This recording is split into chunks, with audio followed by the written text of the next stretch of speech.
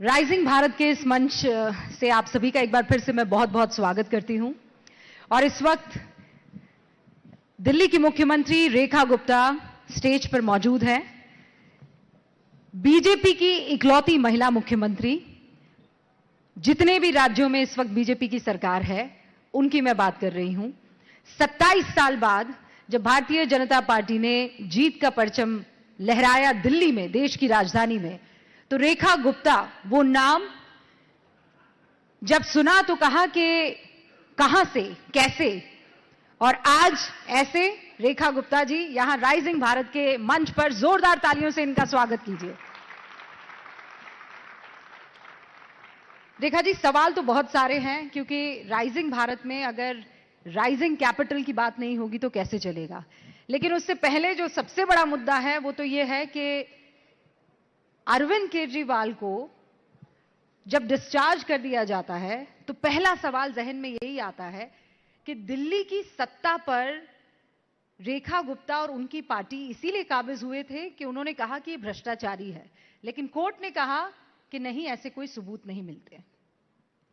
रूबिका जी, मैं आपसे पूछना चाहती हूं, क्या इस दुनिया में किसी के कहने से कोई मानता है? जब तक साक्षात जनता के मन में उस भाव को ना आ जाए, वो भाव कि भी हां, जिसको उसने चुना वो उनकी गलती थी। वो लोग जो रामलीला मैदान में तिरंगा हाथ में पकड़ के वंदे मातरम के नारे लगाते हुए और ये कहते हुए सत्ता में आए कि ना तो हमें कुर्सी चाहिए, ना गाड़ी चाहिए, ना बंगला चाहिए, ईमानदारी की कस्में खाई, बच्चों की कस्में खाई, और उसके बाद उन्होंने वो किया जो कि जिसको ना करने की कस्में उन्होंने खाई थी। उन्हें गाड़ी भी चाहिए थी, उन्हें बंगला भी चाहिए था, उन्हें सत्ता, कुर्सी, मोह माया, हर चीज चाहिए थी। फिर कोई एक घोटाला थोड़ी ना है, बीसियों घोटाले उनकी सरकार के समय में आए, और आज जिस केस से वो कह रहे हैं कि जी हम बरी हो गए हैं, मैं आपसे पूछना चाहती हूं, दिल्ली की जनता ये सवाल केजरीवाल से और आम आदमी पार्टी से पूछना चाहती है कि यदि वो बेईमान नहीं थे, वो भ्रष्टाचारी नहीं थे, तो क्यों जांच शुरू होते ही उस शराब पॉलिसी को वापस ले लिया गया? मैं जनता की ओर से ये पूछना चाहती हूं कि क्या उन्होंने दिल्ली को शराब कल्चर में डुबोने की कोशिश नहीं की? जब एक के साथ एक फ्री की बात उन्होंने की, जब उन्होंने महिलाओं के लिए पिंक बार खोलने की बात की, जब युवाओं की एज कम करके शराब पीने की बात की, तो क्या उन्होंने दिल्ली के साथ बेईमानी नहीं की? मैं आपसे पूछना चाहती हूं, 170 मोबाइल, उसमें से डाटा हटा करके, डाटा मैनिपुलेट करके आपने तोड़े वहां पे, क्या वो बेईमानी नहीं थी? वो भ्रष्टाचार का कौन सा साधन था? और एक केस नहीं है, अभी तो हजारों केस उनके ऐसे लगे हुए हैं जिसमें हॉस्पिटल्स में उन्होंने घोटाला किया, दवाई खरीदने में घोटाला किया, स्कूल क्लासेस बनाने में घोटाला किया, मोहल्ला क्लिनिक में उन्होंने घोटाला किया। लेकिन तो अभी तो बहुत सारे कहा ना कि सबूत पर्याप्त नहीं है। देखिए, ये लोअर कोर्ट इकट्ठा करने, ये कोई अंतिम सत्य नहीं है, ये लोअर कोर्ट का अपना डिसीजन है। अभी बहुत सारे पड़ाव बाकी हैं और हमारे देश की न्याय प्रक्रिया में जनता को विश्वास है और न्याय जरूर होगा, दूध का दूध और पानी का पानी होगा। आप इतना कॉन्फिडेंट हैं कि नहीं भ्रष्टाचार हुआ है? देखा है हमने अपनी आंखों से। आज भी उनके वो सारे बही खाते जब रोजाना सरकार में खुलते हैं तो रोज एक नया भ्रष्टाचार उनका दिखाई देता है, रोजाना। मैं आपको ये सत्य बात कह रही हूं कि आज कितनी चीजें मैं आपको बताऊं। उन्होंने बच्चों को स्कॉलरशिप देने का एक योजना लेकर के आए, उसके लिए सैंक्शन किया 15 करोड़, और आज 150 करोड़ की पेमेंट लेने के लिए कोचिंग इंस्टीट्यूशन सरकार के दरवाजे पे खड़े हैं। कोई बता सकता है मुझे कि 15 करोड़ से 150 करोड़ कैसे हो गए? एक बुजुर्गों को कुछ सीनियर सिटीजन्स को रेम्यूनरेशन देने का एक योजना उन्होंने बनाया, 2-3 साल पेमेंट दिया, उसके बाद बंद कर दिया। तो हमने सरकार में आने के बाद कहा कि भी ये पेमेंट कंटिन्यू करना चाहिए, दिखाइए जरा क्या योजना है। तो पता चला रिकॉर्ड में कोई योजना ही नहीं है, कोई सैंक्शन ही नहीं है, कोई कैबिनेट का नोट ही नहीं है। और वो कहां से दे रहे थे, किसको दे रहे थे, क्या कर रहे थे? ऐसी सैकड़ों उनकी बेईमानियां दिल्ली सरकार के खातों में रोजाना दिखाई देती है। लेकिन आपको दिखाई दे रही है, कोर्ट को नहीं दिखाई दे रही है। कोर्ट ये कह रही है कि पर्याप्त सबूत नहीं है। देखिए, हमारी न्याय प्रक्रिया बहुत लंबी है, यहाँ अलग अलग लेवल पे सुनवाई होती है। आज निचले कोर्ट ने जो बात कही वो अंतिम सत्य नहीं है। इस न्याय की लड़ाई लंबी जरूर दिखती है, परंतु जनता ने न्याय कर दिया है और न्यायालय भी न्याय करेगा, हमें विश्वास है। अब बड़ा सवाल यह भी है कि कांग्रेस कह रही है कि आप दोनों मिलकर खेल रहे हैं। आपने तो पोस्ट पढ़े होंगे, तो जैसे ही वो बरी हुए तो वो ये कहने लगे कि पंजाब में चुनाव है, इसीलिए आपने केजरीवाल जी को रिहा करवा दिया, बरी करवा दिया। देखिए, कांग्रेस ये जब बोलती है, वो पार्टी जिसको जनता ने नोटा से भी नीचे ले आए, जब वो ऐसी बातें कहती है तो बड़ी हंसी आती है कि वो कुछ भी कह सकते हैं। ये वही केजरीवाल साहब हैं जिन्होंने बच्चों की कसम खाने के बाद कि जी मैं कांग्रेस के साथ में गठबंधन नहीं करूंगा, तो ये तो गठबंधन तो उनका है आम आदमी पार्टी के साथ। अब भाइयों की लड़ाई हो गई, चोर चोर मुसेरे भाई, अब आपस में लड़ाई हो गई तो एक दूसरे पे इल्जाम लगा रहे हैं। लेकिन वो ये कह रहे हैं ना कि आपने कहा नोटा पर ला दिया, नोटा पर लाने के लिए ही आप और केजरीवाल जी दोनों मिले हुए हैं। ये बड़ा सा पोस्ट किया है पवन खेड़ा जी ने। देखिए, खुद दिशा विहीन लोग हैं, दिशा विहीन पार्टी है, वो क्या कह दे, कब कह दे, कोई आज तक समझ नहीं पाया। अच्छा रेखा जी, साल भर पूरा हो गया है, क्या क्या काम आपने किया है और किस पर इतरा रही हैं? देखिए, एक साल यानी 365 दिन कोई इतना बड़ा कालखंड नहीं है कि मैं कहूं कि बहुत ढेर सारी उपलब्धियां आप कह रही हैं, इतरा रही हैं।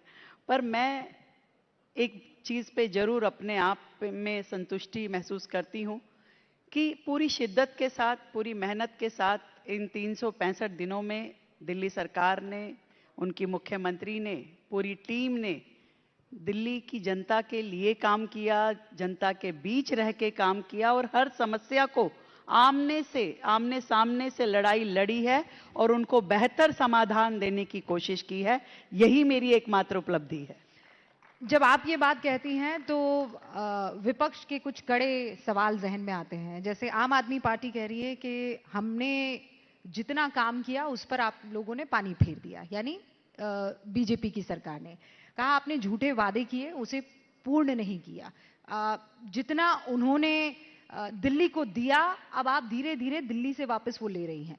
प्रदूषण के मामले में आपने बहुत बड़े बड़े वादे किए थे, आज भी आप देखिए वो प्रदूषण जस का तस है। ऐसा भी है कि बड़े बड़े मेहमान दिल्ली में आते हैं, वो कहते हैं सब हल हो सकता है, लेकिन ट्रैफिक की जो समस्या है उससे दिल्ली को निजात नहीं मिल सकती है। ऐसी बहुत सी चीजें हैं। तो राइजिंग भारत में राइजिंग दिल्ली उस लेवल पर पहुंची है क्या? रूबिका जी, मैं पूछना चाहती हूँ, 11 साल वाली सरकार यदि एक साल की सरकार से इन बातों का जवाब मांगे तो क्या ये उचित है? पर फिर भी मैं देना चाहती हूँ उस 11 साल की सरकार के लोगों को जो अपने कार्यकाल में कुछ नहीं कर पाए और आज हमसे 365 दिन पूरे होने पे ये कहते हैं कि भाई ट्रैफिक कम हो, पॉल्यूशन कम हो, खत्म हो जाना चाहिए, जवाब मांगेंगे वाटर लॉगिंग का। एक एक समस्या जो दिल्ली की लीगेसी प्रॉब्लम बना करके वो लोग गए, उनकी लापरवाही, नजरअंदाजी ने दिल्ली की प्रॉब्लम को बढ़ाया। हमने उनके समाधान के लिए काम किया है। साइंटिफिक रोड मैप के साथ रोजाना एक कदम हम आगे बढ़े हैं। आपने जिन जिन समस्याओं की बात की, आपने कहा जी उनके किए पे पानी फेर दिया, उनके किए हुए भ्रष्टाचार पे पानी फेरा होगा जरूर। उनकी भ्रष्टाचार के लिए सिस्टम में जितनी लीकेजेस थी उस पे जरूर हमने पानी फेरा होगा। वो सारे रास्ते जिसके माध्यम से भ्रष्टाचार होता था उस पूरे सिस्टम को बंद करके बहुत ही ट्रांसपेरेंट सिस्टम हमने डिजिटलाइज किया। पूरी सरकार को, हर विभाग को, सारी फाइलों को आज की डेट में दिल्ली सरकार में हर फाइल ई फाइल के माध्यम से जाती है। आज हर काम डिजिटलाइज हो चुका है, हॉस्पिटल से लेकर के स्कूल एडमिनिस्ट्रेशन तक। आज हर चीज की जवाबदेही, अकाउंटेबिलिटी तय है। तो कोई भी चीज ऐसी हो नहीं सकती कि जिसके माध्यम से जनता का पैसा किसी भी करप्शन में जाए, पहली बात। फिर आपने अलग अलग समस्याओं की बात की, आपने कहा ट्रैफिक जैम। क्या पोल्यूशन मुक्त दिल्ली कभी होगी? डेफिनेटली होगी, जरूर होगी। हर साल दिल्ली को बेहतर हवा, बेहतर पर्यावरण दिखाई देगा, ये हमारी सरकार का दिल्ली की जनता के साथ पूर्ण वादा है। और इस एक साल में हमने जो जो पॉल्यूशन के निमित्त किया है, मैं वो भी जरूर बताना चाहूंगी। पॉल्यूशन को हमने केवल एक मौसम और एक सेगमेंट मान के काम नहीं किया। पॉल्यूशन को एज ए होल, एक पर्यावरण की दृष्टि से क्या क्या इसमें बेहतर होना चाहिए, उसमें हर विषय पे, हर सेगमेंट पे हमने काम किया। चाहे वो धूल हो, चाहे धुआं हो। जहां तक धुएं की बात मैं करती हूं, तो जो व्हीकुलर एमिशन है, उस पे बेहद संजीदा तरीके से सरकार ने कदम उठाए। हमने दिल्ली में नो पीयूसी, नो फ्यूल लागू किया। दिल्ली में अब तक की सबसे बड़ी इलेक्ट्रिक बसों की फ्लीट हमने ला करके दी, जो पूरे देश के हर राज्य से, बड़े बड़े राज्यों से भी ज्यादा बड़ी दिल्ली की इलेक्ट्रिक फ्लीट है। आज 4000 बसें दिल्ली में हमारे पास इलेक्ट्रिक है। और हमारा मिशन है कि 100% क्लीन फ्यूल हम व्हीकल दिल्ली को दें, पूरा ट्रांसपोर्टेशन का मोड हम बदल दें। यहां तक कि लोगों के प्राइवेट व्हीकल्स के लिए भी हम ईवी पॉलिसी लेकर के आ रहे हैं, जिसमें हम लोगों को मोटिवेट भी करेंगे, सब्सिडीज भी देंगे। लोग ज्यादा से ज्यादा पब्लिक ट्रांसपोर्ट पे जाएं, ज्यादा से ज्यादा ईवी व्हीकल्स को वो लोग लें। लास्ट माइल कनेक्टिविटी पे सरकार लगातार काम कर रही है, क्योंकि एक व्यक्ति जब तक पब्लिक ट्रांसपोर्ट को नहीं अपना पाएगा, जब तक कि उसे लास्ट माइल कनेक्टिविटी ना मिले। पूरी दिल्ली में एक और बड़ा काम जो कि इस धुएं से जुड़ा हुआ है, वो है आपके फिटनेस सेंटर, टेस्टिंग स्टेशंस, जिस पे पिछली सरकार ने कतई काम नहीं किया। आज हमारी सरकार ने दिल्ली में ऑटोमेटेड टेस्टिंग स्टेशंस खोलने का काम कर रही है, ताकि दिल्ली का प्रत्येक व्हीकल आप मैन्युअली नहीं, ऑटोमेटिकली उसकी फिटनेस चेक हो और हर व्हीकल एमिशन फ्री हो, फिट टू मूव हो। और उसके लिए पहली बार दिल्ली सरकार के द्वारा इस तरह के मूव हुए हैं। हमने अभी तक 2 ऑटोमेटेड टेस्टिंग स्टेशन उनका शिलान्यास कर चुके हैं, जिनका काम जून तक पूरा होने वाला है, और नए 5 की तैयारी हमारी है। और इसके अलावा पूरी दिल्ली में वृक्षारोपण से लेकर के मशीनों के द्वारा सफाई, नए लीटर पिकर लेने की व्यवस्था, इन सारे कामों को बहुत ही प्लान्ड तरीके से कि कब तक क्या काम पूरा होना चाहिए, किस तरीके से पॉल्यूशन को कम होना है। पहली बार दिल्ली में रिज एरिया जो है, उसमें हमने 4200 हेक्टेयर रिज एरिया को फॉरेस्ट नोटिफाई किया, जो आज तक किसी सरकार ने नहीं किया। 35 लाख नए पेड़ हमने 4 साल के अंदर लगाने का प्लान किया, और वो भी ऐसे पेड़ जो इंडिजीनियस प्लांट हैं, जो कि सच में ऑक्सीजन गिवर हैं। एक ग्रीन कवर शहर का बढ़े, उसके लिए हमने काम किया। और पर रेखा जी, जब ये सारी बातें आप कह रही हैं, तो मैं अगर आंख बंद करूं तो मुझे ऐसा लग रहा है कि मैं कोई खूबसूरत से हिल स्टेशन पर आ गई हूं, है ना। लेकिन सच्चाई ये है कि वो ऐसी, जब दिल्ली में आप जाते हैं तो ऋषि सुनक को ये कहना पड़ता है कि यहाँ पे कुछ समस्याएं ऐसी हैं जो कभी खत्म नहीं हो सकती। फॉर एग्जाम्पल ट्रैफिक हो सकती हैं, खत्म हो सकती हैं, जब सरकार और पब्लिक एक दिशा में चले। पब्लिक पार्टनरशिप के साथ ही चीजें बेहतर होंगी। सरकार अपना काम करेगी, जनता उसमें अपना सहयोग देगी। सरकार पब्लिक ट्रांसपोर्टेशन लाएगी, जनता उसे उपयोग करेगी। सरकार ये ड्राइव चलाएगी, लोग पेड़ों को मेंटेन करेंगे। सरकार रोड जो अपनी वॉल टू वॉल कारपेटिंग करेगी, लोग उसे मेंटेन करेंगे। ये सारी चीजें हम सबको मिलजुल के करनी है, क्योंकि दिल्ली हमारी है और हम सबकी जिम्मेवारी है। पर ये आपको लगता है कि इतनी पार्टनरशिप दिल्ली की तरफ से होगी? क्यों नहीं होगी। आज इंदौर जैसा शहर इकट्ठा एक मुश्त होकर काम कर सकता है। जब लोग हमें विदेशों की बातें कहते हैं, तो विदेश कोई एक दिन में साफ सुथरे सुंदर विकसित नहीं हो गए हैं।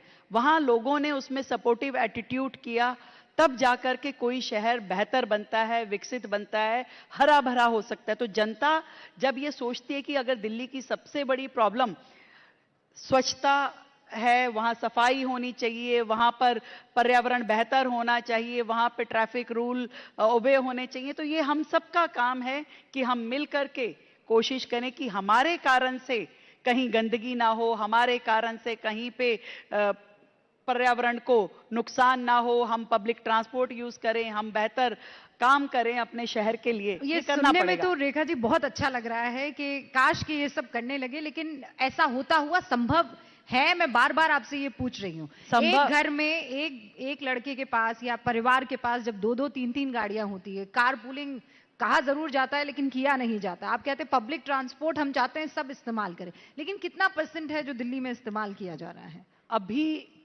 कम है, परंतु दिल्ली की जनता में इस पर्यावरण को लेके जो तकलीफ है, जो पीड़ा है, मुझे लगता है कि दिल्ली की जनता समाधान चाहती है। सरकार उन्हें समाधान देगी, हर सेक्टर में देगी। आपको ईवी के लिए सब्सिडी देना, नया इंफ्रास्ट्रक्चर क्रिएट करना, चार्जिंग स्टेशंस बनाना, आपकी रोड से डस्ट मिटिगेशन का प्लान करना, वॉल टू वॉल कारपेटिंग करना। इसमें कितना टाइम लगेगा? 5 साल में हो जाएगा? देखिए, इसको आप टाइम बाउंड नहीं कर सकते, इट्स ऑन गोइंग प्रोसेस। ये लगातार होने वाला काम है। ये ऐसा नहीं है कि आज मैंने पब्लिक ट्रांसपोर्ट यूज कर लिया और कल पर्सनल गाड़ी से गया, तो ऐसा थोड़ी ना हो सकता है। ये लगातार चलने वाला काम है और हाथ में हाथ लेकर के मतलब सरकार और जनता चलेगी। मैं पर्यावरण से फिर आगे बढ़ूंगी बस इस सवाल के बाद कि ये जो अक्टूबर आएगा, AQI कौन सा लेकर आएगा? कोई गारंटी दे सकती है रेखा गुप्ता? बेहतर AQI दिल्ली का होगा, बेहतर हवा होगी और हम सब लोग मिलकर के इस पे काम करने वाले हैं। एक हाल में जो इंटरव्यू हुआ था उसमें आपने ये कहा कि भैया ऐसा है कि आम आदमी पार्टी ने जो कर्ज लिया था, मेरा कुछ टाइम तो वो कर्ज चुकाने में ही चला गया है। कुछ दिन पहले सुप्रीम कोर्ट ने फ्रीबीज को लेकर, जिस तरीके की सरकार ये फ्रीबीज के फ्री में ये ले लो, फ्री में वो ले लो, ऐसे ऑफर देती है, उससे कर्ज और बढ़ता है। आपने भी बहुत सारी योजनाएं शुरू कर दी हैं। अब उनको मैं फ्रीबीज कहूं या चूंकि आपको पसंद आएगा तो योजनाएं कह दूं, लोक योजनाएं? देखिए, लोकहित योजना। मैं खुद भी ये बात मानती हूं, किसी भी शहर को आगे बढ़ने के लिए फ्री वीज सबसे घातक चीज है और शहर को आगे ले जाने के लिए उसमें सबका सहयोग जरूरी है। पर यह बात भी जरूरी है कि जहां अंतिम पंक्ति में खड़ा हुआ वो व्यक्ति जो सच में जरूरतमंद है, जो आश्रित है, उसकी मदद करना भी जरूरी है, ताकि वो मेन लाइन के साथ जुड़ करके अपना सर्वाइवल कर सके, अपने परिवार का पेट पाल सके। तो दोनों चीजों में बड़ा अंतर है। मैं जिस विचार को लेकर के चलती हूं, मैं ये सोचती हूं कि ठीक है, जहां आपको उन परिवारों को एक सपोर्ट देना है, एक हैंड होल्डिंग करनी है, वहीं आपको विकास का रास्ता नहीं छोड़ सकते। इस 1 साल में जितने प्रोजेक्ट सरकार के अधूरे पड़े थे, हमने उसको पूरा करने के लिए काम किया और सैकड़ों नए प्रोजेक्ट पे दिल्ली सरकार ने काम किया, चाहे वो फ्लाईओवर्स हैं, चाहे अंडरपास हैं, चाहे फुटओवर ब्रिज हैं, चाहे एलिवेटेड रोड है, चाहे मेट्रो का नेक्स्ट फेज है। इन सब पे सरकार ने काम किया है, एक बेहतर दिल्ली के लिए, एक नए फ्यूचर के लिए, बेहतर इंफ्रास्ट्रक्चर के लिए। पर जब आप ये बेहतर बात कहती हैं और कहती है कि नहीं, जो अंतिम पंक्ति में खड़ा व्यक्ति है उस तक भी सुविधा पहुंच जानी चाहिए, तो फिर आपकी तरफ से किया गया 2500 रुपए का वादा आता है, तो वो कब दे रही हैं आप? देखिए, 2500 से पहले तो मैं बहुत कुछ जो दे चुकी, मैं उसकी चर्चा जरूर करना चाहूंगी। आज दिल्ली शहर देश की राजधानी, जहां हजारों लोग रोजाना आते हैं काम के, रोजगार के लिए, कोई इलाज के लिए आता है, कोई पढ़ाई के लिए आता है। आज दिल्ली में हमने जो अटल कैंटीन शुरू करी, जिसमें मात्र 5 रुपए में व्यक्ति को भरपेट खाना मिलता है, वो इस विजन के साथ कि मेरे इस शहर में कोई भूखा ना सोए, इस पे दिल्ली सरकार ने काम किया। पर रेखा जी, वो तो शीला दीक्षित जी ने भी किया था। कहाँ किया, आप बताइए ना, कहाँ है कोई उनके टाइम की शुरू की हुई ऐसी कैंटीन, ऐसी कोई रसोई कुछ है दिल्ली में क्या? हाँ, वो थाली दिया करती थी ना वो। आप पता नहीं, आप लोग बताएं, कोई थाली थी, वो चली, पहुंची, किसी के तक आई? तो आज जो चल रहा है वो एक एवरलास्टिंग काम है, जिसको दिल्ली की जनता रोजाना 1 लाख लोगों को भोजन करवाने का दिल्ली सरकार का संकल्प है, जिस पे हम लोग चल रहे हैं। चूंकि आप भोजन करवा रही हैं तो 2500 रुपए नहीं अभी आ रही हूं मैं आपकी बात पे भी। हाँ। हमने कहा था कि होली और दिवाली सिलेंडर देंगे। इस होली हम दिल्ली की अपनी बहनों को सिलेंडर देने जा रहे हैं। ये एक बड़ी जो बात थी।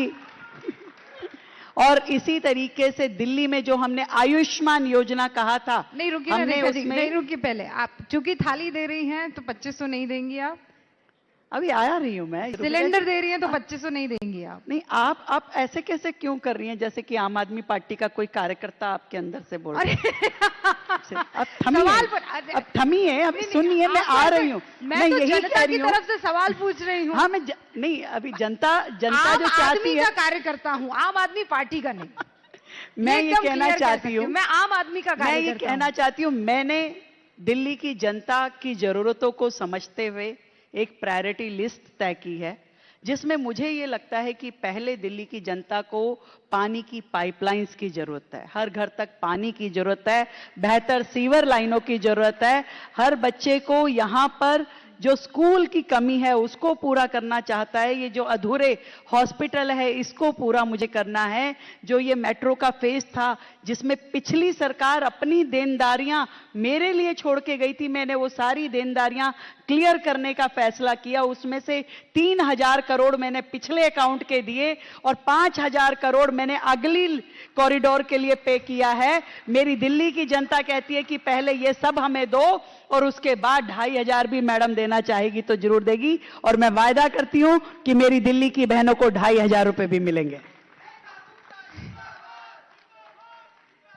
मतलब सोचिए 2,500 रुपए नहीं मिले हैं तब भी रेखा गुप्ता जिंदाबाद। क्योंकि उन्हें विकास मिल रहा है, विकास के साथ में जो हमने कहा वो सब दिया जा रहा है, इसलिए दिल्ली की जनता का विश्वास हम पे है और उस विश्वास को कायम रखना मेरी प्रतिबद्धता है। पर ऑन अ सीरियस नोट, क्या आने वाले सालों में आप इस वादे को पूरा करेंगे या ये आपके लिए बोझ बन गया है? नहीं, क्योंकि कैश देने की बात थी, फ्री बीज देने की बात थी, तो ऐलान तो कर दिया, लेकिन अब बोझ बन रहा है। नहीं, ऐसा नहीं मैं कह सकती। निश्चित रूप में दिल्ली की बहनों को मजबूत करना, उनको फाइनेंशियल असिस्टेंस करना मेरी इच्छा है और मैं उसे जरूर पूरा करूंगी, और इसके लिए लगातार काम चल रहा है, क्योंकि वो एलिजिबिलिटी लिस्ट, क्योंकि आज दिल्ली में जिस वर्ग को हम मदद पहुंचाना चाहते हैं उसकी एक सूची तैयार होनी जरूरी है।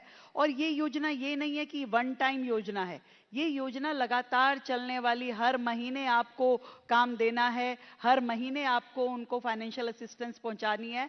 तो उसके लिए एक बहुत ही अच्छा मेथड जिसके माध्यम से लगातार एक बार मदद शुरू हो तो वो चलती रहे, वो जरूरी है।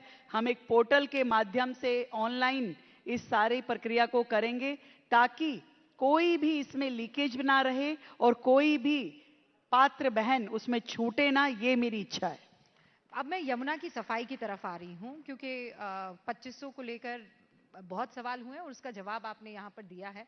कई लोग इससे इत्तेफाक रख सकते हैं, कई नहीं भी रख सकते हैं, लेकिन क्या सच में ये जो पैसों को देने का ऐलान होता है अलग अलग सरकारों की तरफ से, ये आखिरी सवाल और फिर मैं आगे पहुंचूंगी, ये जीत का फॉर्मूला बन गया है और उसके बाद इसके क्रियान्वयन पे देरी हो तो होती रहे? देखिए, जनता बहुत समझदार है, वो जानती है कि विकास का रास्ता किस पार्टी के माध्यम से स्वरूप लेने वाला है, और हर राज्य को विकास चाहिए, शिक्षा चाहिए, हेल्थ चाहिए। कोई भी राज्य केवल और केवल फ्री बीज के लालच में सरकारें नहीं बना सकता और ना बनाना चाहता, इसलिए आपकी परफॉर्मेंस बहुत इंपॉर्टेंट है। और दिल्ली में जो विकास के काम इस समय चल रहे हैं और जितनी दिल्ली की समस्याएं थी, अब उनके ऊपर जिस तरीके से ट्रिपल इंजन की सरकार के माध्यम से काम हो रहा है, मुझे लगता है दिल्ली की जनता संतुष्ट है। उनकी आंखों में, उनकी निगाहों में जो आशाएं मुझे दिखती हैं वो ये कहती हैं कि आप काम करते रहिए, हम आपके साथ हैं। ये जो ट्रिपल इंजन की सरकार है रेखा जी, ये आपके लिए बहुत प्रेशर क्रिएट करती है, क्योंकि भाई पहले की सरकारों के साथ तो ये होता था कि काम नहीं होता है तो आप केंद्र के ऊपर जिम्मेदारी दे सकते हैं, या अगर कोई और छोटा काम नहीं होता है तो आप लोकल बॉडीज पर आरोप थोप सकते हैं। लेकिन आपके साथ तो ऐसा नहीं है, लेफ्ट में भी आपकी सरकार, राइट में भी आपकी सरकार और सेंटर में आप बैठी हुई हैं, तो ये ट्रिपल इंजन की सरकार प्रेशर आपके कंधों पर डाल रही है कि नहीं डाल रही है?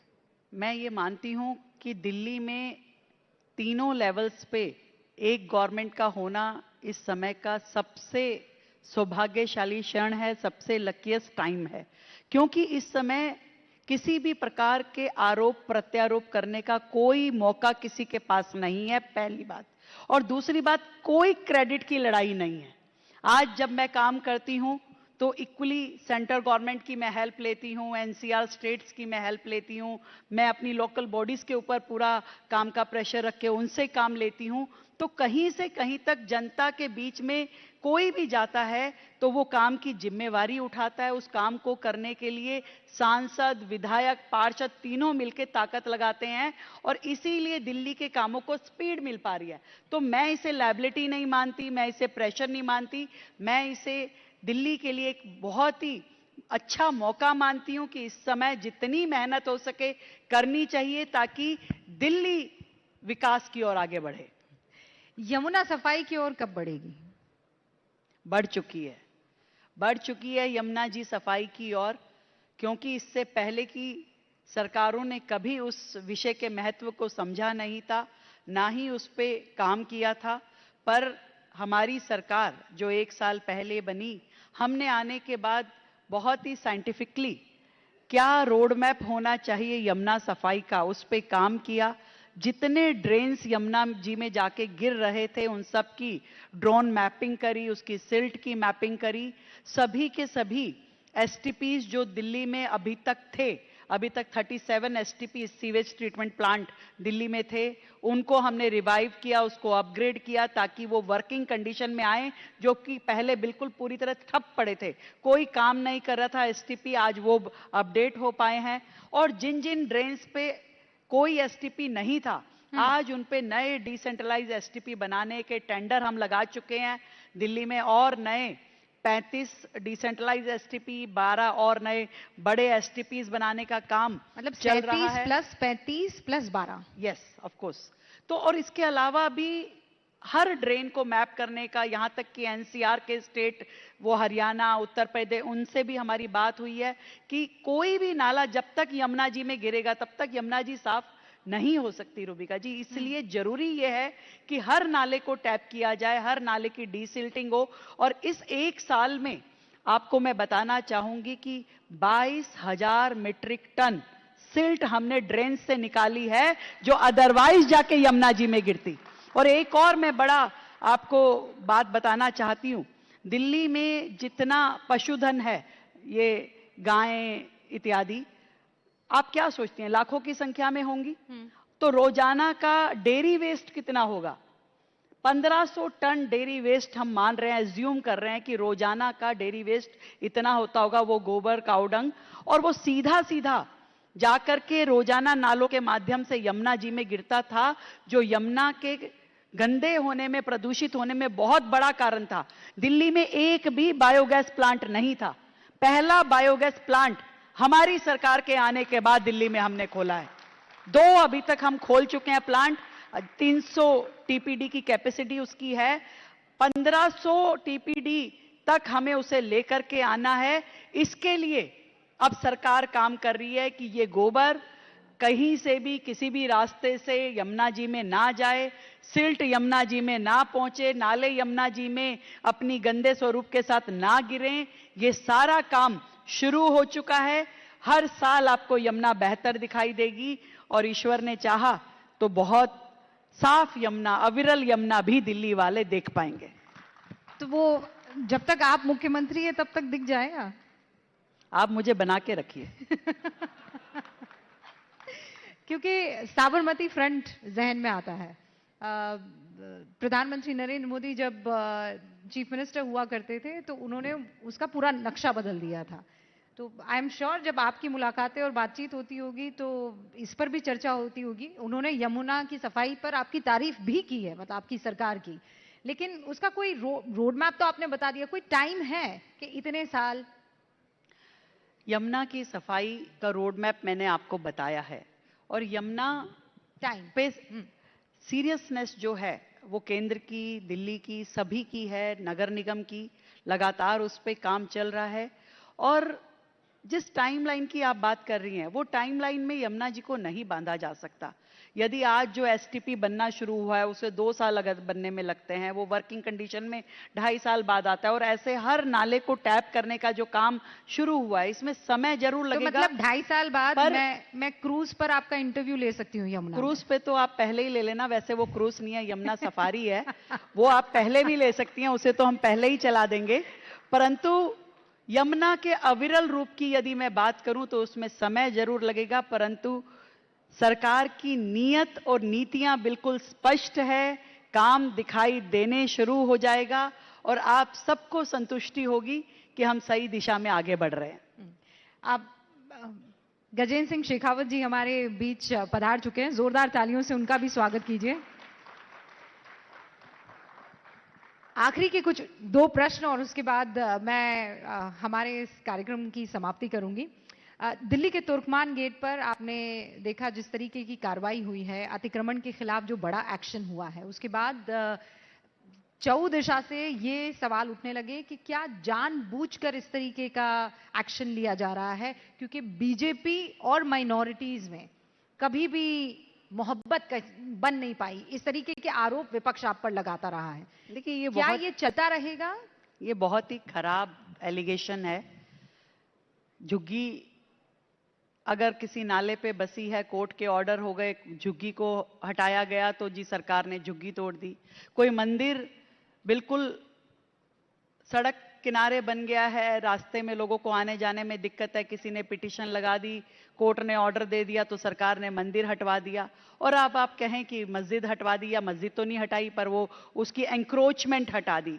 ये कुछ निर्णय ऐसे होते हैं जिसमें कोर्ट के ऑर्डर होते हैं, और एंक्रोचमेंट एक ऐसा विषय है जो हर दिल्ली वासी को दिक्कत देता है। तो उसमें कुछ भी होगा, कोई भी चीज होगी, वो जो दिल्ली की जनता के लिए तकलीफदायक है, मुझे लगता है कि एडमिनिस्ट्रेटिव डिसीजन जो आता है कोर्ट से उसे मानना चाहिए और वो दिल्ली के हित में है। इसमें कहीं से कहीं तक किसी प्रकार का भेदभाव या किसी व्यक्ति विशेष या किसी धर्म विशेष का ये निर्णय है ही नहीं। ये दिल्ली को बेहतर चलाने की दिशा में निर्णय है। एक आखिरी सवाल, आप जहां पर बैठी हैं यहीं पर एआई समिट हुआ था और यहीं पर कांग्रेस के आईवाईसी के कार्यकर्ता आए थे जिन्होंने शर्टलेस प्रदर्शन किया था।